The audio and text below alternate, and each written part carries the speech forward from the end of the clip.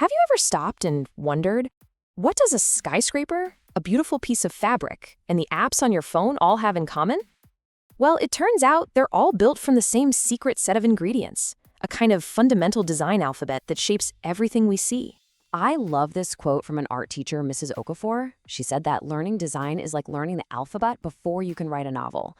And that's the perfect way to think about it, really. These core elements are the letters, and once you know them, you can start to read and, hey, even write the visual language of the entire world. So that leads us to our big question. How do these fundamental elements actually work together to shape everything, from a crazy busy city street to a quiet, peaceful landscape? By the end of this, I promise you, you'll start seeing the answer absolutely everywhere. All right, let's get into the design alphabet itself. I want you to think of these as the 5 power tools that every single artist, designer, and creator has in their toolkit. These are the essentials, the non-negotiables. And here they are: line, color, form, space, and texture. That's it! Just 5 simple concepts. 5 letters in our alphabet, but they are the building blocks for literally all visual creation. So let's break them down one by one. First up is the most basic, the most fundamental element of all, the line. It's pretty much the starting point for every piece of art or design you've ever seen. So a line is just a continuous mark, right? But its simplicity is, well, it's deceiving. A line's job is to lead your eyes somewhere, to create a path, define a boundary, or build a pattern. You could say it's the skeleton of a design. And of course, we see lines everywhere in the real world. Think about the long, curving line of the River Niger on a map, literally guiding your eye across the country. Or what about the powerful, repeating lines that create the pattern on a zebra?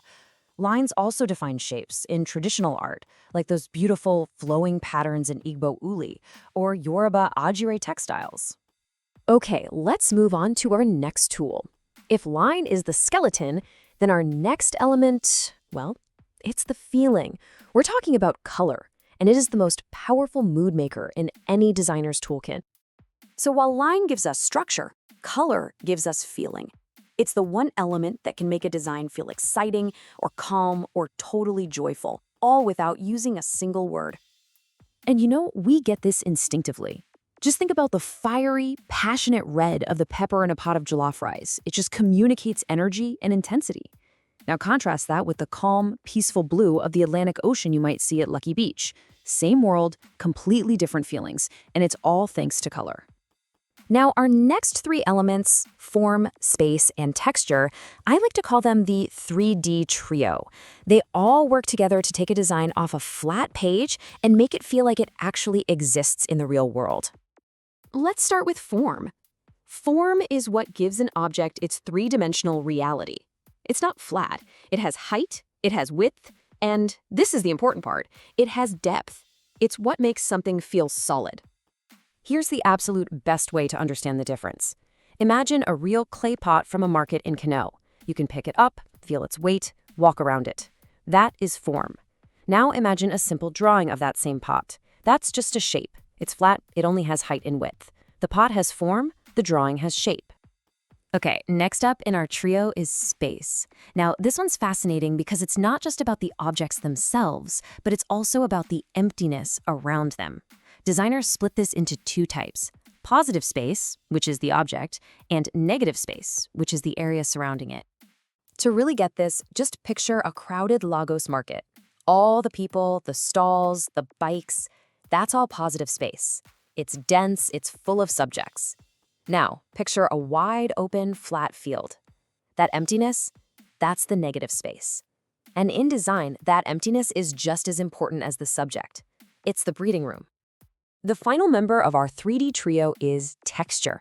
Texture is all about the surface quality of an object. It's basically our sense of touch, just translated into something visual. It answers the question, what would this feel like if I could actually touch it? We experience texture all the time. Imagine the rough bark of an iroko tree versus the smooth, cool surface of a glass window, or the bumpy, woven feel of a traditional aso oke cloth. All of these surfaces tell a completely different story just through the suggestion of touch. So there we have it, our 5 power tools: line, color, form, space, and texture.